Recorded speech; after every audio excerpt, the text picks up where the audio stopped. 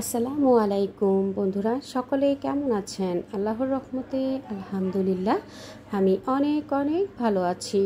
বন্ধুরা, আজ আমি ভীষণ চমৎকার একটা রেসিপি তৈরি করে আপনাদের সাথে শেয়ার করব। আশা করছি এই রেসিপিটা সকলের কাছে খুব ভালো লাগবে। আজকে আমি তৈরি করে দেখাবো বেগুনের কারি। এই বেগুনের কারি রেসিপিটা থাকলে গরম ভাতে আর অন্য কোনো রেসিপিরই প্রয়োজন হবে না। বন্ধুরা, খুব সহজ পদ্ধতিতে এই বেগুন কারি রেসিপিটা তৈরি করব। আশা করছি সঙ্গেই থাকবেন, পুরো রেসিপিটা দেখে সাপোর্ট করবেন সুন্দর সুন্দর কমেন্টস করে। চলুন বন্ধুরা, কথা না বাড়িয়ে রেসিপিটা খুব সহজ পদ্ধতিতে তৈরি করে আপনাদের সাথে শেয়ার করি। বন্ধুরা, এখানে আমি বেগুনের কারি তৈরি করার জন্য সবুজ বেগুন নিয়েছি। আপনারা চাইলে কালো বেগুন দিয়েও তৈরি করতে পারবেন। আমি কালো বেগুনটা স্কিপ করে নিয়ে সবুজ বেগুনটা দিয়ে তৈরি করছি। এখানে আমি 3টা বেগুন নিয়েছি। বেগুনটাকে আমি এভাবে করে 1 ইঞ্চি পুরো করে কেটে নেব। বন্ধুরা, আমি 1 ইঞ্চি পুরো করে বেগুনটা কেটে নেব। আপনারা আপনাদের পছন্দ অনুযায়ী সাইজ করে বেগুনটাকে কেটে নিতে পারেন। তো বন্ধুরা, আমি এখন বেগুনগুলোকে কেটে নিয়ে একটু পানিতে ভিজিয়ে রাখবো 10 থেকে 15 মিনিট। ভিজিয়ে রেখে দিলে বেগুনের ভিতরে যে একটা কষ ভাব থাকে, সেই কষ ভাবটা দূর হয়ে যাবে এবং বেগুনটা কিছুক্ষণ কেটে রেখে দিলেও কিন্তু কালো হয়ে যাবে না। বেগুন কিন্তু এমনি কেটে রেখে দিলে কিন্তু বেগুনটা কালো হয়ে যাওয়ার সম্ভাবনা থাকে। তাই বেগুনটা কেটে সাথে সাথেই পানিতে ভিজিয়ে রেখে দেব। 10 থেকে 15 মিনিট বেগুনটাকে ভিজিয়ে রেখে এই ফাঁকে আমি একটা মশলা তৈরি করে নেব। তো বন্ধুরা দেখুন, আমি বেগুনটাকে ভিজিয়ে নিয়েছি। আমি এই গ্রেভিটা তৈরি করার জন্য আমি এখানে 1 টুকরো আদা নিয়েছি, 2টা পেঁয়াজ বড় করে কেটে নিয়েছি এবং আমি এখানে একটা রসুন কোয়া খুলে নিয়েছি। 4-5টা কাঁচামরিচ দিয়ে দিলাম, শুকনো মরিচ দিয়ে দেব কিছু, এবং আমি এখানে 1 টেবিল চামচ জিরা আগের থেকে খুব ভালো করে ধুয়ে নিয়ে 10 থেকে 15 মিনিট আগে ভালোভাবে ধুয়ে ভিজিয়ে রেখেছিলাম। সাথে আমি দিয়ে দেব কিছুটা শুকনো মরিচ কালারের জন্য। এটা আমি কাশ্মীরি মরিচটা দিয়েছি। কিছুটা পানি দিয়ে ব্লেন্ডারে আমি এই মশলাটা তৈরি করে নিয়েছি। বন্ধুরা, আপনারা চাইলে শিলপাটাতে বেটেও কিন্তু এই পেস্টটা তৈরি করে নিতে পারেন। এই স্পেশাল মশলাটা দিয়ে আজকের এই বেগুন কারিটা তৈরি করব। তো বন্ধুরা, আমি বেগুনটাকে এখন পানি থেকে তুলে নিয়েছি। এখন আমি হলুদ লবণ মাখিয়ে নেব। দিয়ে দিলাম এখানে স্বাদ মতো লবণ, দিয়ে দেব হলুদের গুঁড়া, আর দিয়ে দেব মরিচের গুঁড়া। আমি এখানে 1 চা চামচ মরিচের গুঁড়া, 1 চা চামচ হলুদের গুঁড়া দিয়ে বেগুনটাকে ভালোভাবে মেখে নেব। সাথে আমি দিয়ে দেব কর্নফ্লাওয়ার। আমি এখানে 2 চা চামচ কর্নফ্লাওয়ার এবং 2 চা চামচ ময়দা দিয়ে বেগুনটাকে খুব ভালো করে মেখে ম্যারিনেট করে এরপর আমি বেগুনটাকে ভেজে নেব। এতে করে বেগুনটা কিন্তু অনেক বেশি নরম হয়ে যাবে না। যখন আমরা বেগুনটা ভেজে নেব, বেগুনটা কিন্তু সুন্দরভাবে চাকচাক হয়ে থাকবে, বেগুনটা কিন্তু আর নেতিয়ে যাবে না। তো বন্ধুরা, সাথে দিয়ে দিলাম 2 চা চামচ ময়দা এবং 2 চা চামচ কর্নফ্লাওয়ার, হলুদের গুঁড়া 1 চা চামচ এবং লাল মরিচের গুঁড়া 1 চা চামচ, স্বাদ মতো লবণ দিয়ে এখন আমি বেগুনটাকে খুব ভালো করে মেখে নেব। বন্ধুরা, আমি হাতে খুব ভালো করে মেখে নিচ্ছি। আমি হাতে মেখে নিতেই কিন্তু পছন্দ করি। আপনারা চাইলে চামচ দিয়ে কিংবা স্প্যাচুলা দিয়ে বেগুনটাকে ভালোভাবে মেখে নিতে পারেন। তবে এভাবে হাতে মেখে নিলেই কিন্তু বেগুনের পুরো গায়ে সুন্দরভাবে মশলাগুলো আটকে থাকবে এবং সুন্দর করে মেখে নেওয়া যায়। তো বন্ধুরা দেখুন, আমি সুন্দরভাবে বেগুনগুলোকে মেখে নিয়েছি। এখন আমি বেগুনগুলোকে ভেজে নেব। তো আমার বেগুনগুলো ভেজে মশলা মেখে নেওয়া হয়ে গেছে। এখন আমি চুলাতে একটা প্যান বসিয়ে দেব। দিয়ে সেখানে আমি পর্যাপ্ত পরিমাণে তেল দিয়ে দেব। সামান্য কিছুটা তেল দেব, খুব বেশি তেল দেব না। খুব বেশি বেগুন ভাজতে কিন্তু খুব বেশি তেলের প্রয়োজন হয় না। অল্প তেলেই কিন্তু বেগুনটা সুন্দরভাবে ভেজে নেওয়া যায়। সেই একই তেলে আমি বেগুনটাকে রান্নাও করে নেব। তো আমি প্রথমেই বেগুনটাকে ভেজে নেওয়ার জন্য কিছুটা তেল দিয়ে দিলাম। তেলটা একটু গরম হয়ে আসার পরে আমি কেটে রাখা মশলা মেখে রাখা বেগুনগুলো দিয়ে দেব। প্যানে যেই কটা ধরে সেই কটা বেগুন আমি আগে ভেজে নেব। পরবর্তীতে আমি বাকি বেগুনগুলোকে দ্বিতীয় স্টেপে ভেজে নেব। তো বন্ধুরা, আমি এখন বেগুনগুলোকে দিয়ে 1 পিঠ ভেজে নেব। চুলার আঁচ মিডিয়াম টু লোতে রেখে বেগুনগুলোকে অল্প আঁচে ভেজে নেব। বেগুনগুলো কিন্তু অল্প আঁচে ভেজে নিলে ভেতরে খুব সুন্দরভাবে কুক হয়ে যায়। তো বন্ধুরা, এক পিঠ ভেজে নেওয়া হয়ে গেছে। এখন আমি অপর পিঠ উল্টে দিয়ে বেগুনগুলোকে আরও কিছুক্ষণ ভেজে নেব। ভেজে এরপর আমি তেল ঝরিয়ে তুলে নেব এবং বাকি বেগুনগুলো কিন্তু আমি একই প্রসেসেই ভেজে নেব। দেখুন বন্ধুরা, বেগুনগুলো কিন্তু খুব সুন্দরভাবে আস্ত রয়ে গেছে, একটুও কিন্তু নেতিয়ে যায়নি। বেগুন কিন্তু কিছুক্ষণ চুলায় রেখে দিলে, তেলে কিছুক্ষণ ভাজলে কিন্তু একটু বেশি নরম হয়ে যায়। যেহেতু এখানে আমি কর্নফ্লাওয়ার এবং ময়দা দিয়ে বেগুনগুলোকে ভেজে নিচ্ছি, তাই বেগুনগুলো সুন্দরভাবে ভাজা হবে। তো বন্ধুরা দেখুন, এক পিঠ ভেজে নেওয়া হয়ে গেছে। এখন আমি বেগুনগুলোকে উল্টে দিয়ে অপর পিঠ ভেজে এরপর আমি তেল ঝরিয়ে তুলে নেব। একই প্রসেসে বাকি বেগুনগুলো কিন্তু আমি ভেজে নেব।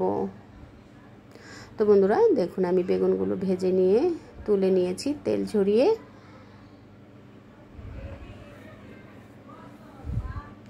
এভাবে করে আমি বাকি বেগুনগুলো ভেজে তেল ঝরিয়ে তুলে নেব। সেই একই তেলে আমি রেসিপিটা তৈরি করব, বেগুনের কারিটা তৈরি করে নেব। আর এই বেগুনটা কিন্তু লো আঁচে ভেজে নিলে বেগুনটা খেতে কিন্তু অনেক বেশি ভালো লাগে। ভেতর থেকে সুন্দরভাবে কুক হয়, ভেতর থেকেও সুন্দরভাবে সফট হয়। তো বেগুনগুলোকে আমি চুলার আঁচ লোতে রেখে এপিট ওপিট উল্টে পাল্টে বেগুনগুলোকে দেখুন ভেজে তুলে নিয়েছি তেল ঝরিয়ে।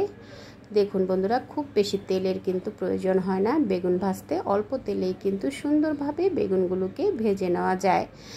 বেগুনগুলো কিন্তু এখন খুব সুন্দর ক্রিস্পি আছে। এই ক্রিস্পি বেগুনটা দিয়েই আজকে আমি কারি তৈরি করব। তো যেই তেল দিয়ে আমি ভেজে নিয়েছি সেই একই তেলে আমি যে পেস্ট তৈরি করে রেখেছিলাম স্পেশাল কিছু মশলা দিয়ে, সেই পেস্টটা আমি দিয়ে দিব। দিয়ে তেলে কিছুক্ষণ মশলাগুলোকে একটু ভেজে নেব। এতে করে মশলার গায়ে যে কাঁচা গন্ধ থাকে সেই গন্ধটা দূর হয়ে যাবে এবং ভীষণ সুন্দর একটা ফ্লেভার কিন্তু ছড়িয়ে যাবে। বন্ধুরা, তেলে আমি মশলাগুলোকে নেড়ে চেড়ে কিছুক্ষণ ভেজে নিচ্ছি। কিছুক্ষণ ভেজে নিয়ে সাথে আমি এখানে দিয়ে দিব লাল মরিচের গুঁড়া 1 চা চামচ, হলুদের গুঁড়া 1 চা চামচ, স্বাদ মতো লবণ দিয়ে দেব। বন্ধুরা, লবণটা দেওয়ার সময় কিন্তু অবশ্যই খেয়াল করে লবণটা দেবেন, যেহেতু আমরা বেগুনটা ভাজার সময় লবণ ব্যবহার করেছি। আর এখানে আমি 2টো টমেটো সেদ্ধ করে ব্লেন্ডারে একটু পেস্ট করে নিয়েছি। বন্ধুরা, আপনারা চাইলে এখানে টমেটো কেটেও দিতে পারেন। তো আমি টমেটোটাকে একটু গরম পানিতে সেদ্ধ করে নিয়ে উপরের খোসাটা ছাড়িয়ে নিয়ে এরপর আমি দুইটা টমেটোকে ব্লেন্ডারে পেস্ট করে নিয়ে এখন সাথে দিয়ে দিলাম। দিয়ে কিছুক্ষণ মশলাগুলোর সাথে একটু কষিয়ে নিয়ে এরপর আমি এখানে দিয়ে দিলাম কিছুটা গরম পানি, 1/2 কাপ পরিমাণ গরম পানি দিয়ে মশলাগুলোকে আমি নেড়ে চেড়ে খুব ভালো করে মশলাগুলোকে কষিয়ে নেব। মশলাগুলোকে কষিয়ে নিয়ে সুন্দর একটা গ্রেভি তৈরি করে নেব। তো বন্ধুরা দেখুন, সুন্দরভাবে মশলাগুলো আমার কষিয়ে নেওয়া হয়ে গেছে। ঢাকনা দিয়ে আমি আরও কিছুক্ষণ মশলাটাকে কষিয়ে নেব। কিছুক্ষণ পরপর নেড়ে চেড়ে মশলাটাকে ভালোভাবে কষিয়ে নিয়ে এরপর আমি ভেজে রাখা বেগুনগুলো সাথে দিয়ে দেব। ঢাকনা দিয়ে কিছুক্ষণ মশলাটাকে কষিয়ে নিয়েছি। দেখুন বন্ধুরা, উপরে কিন্তু তেলটা ছেড়ে দিয়েছে।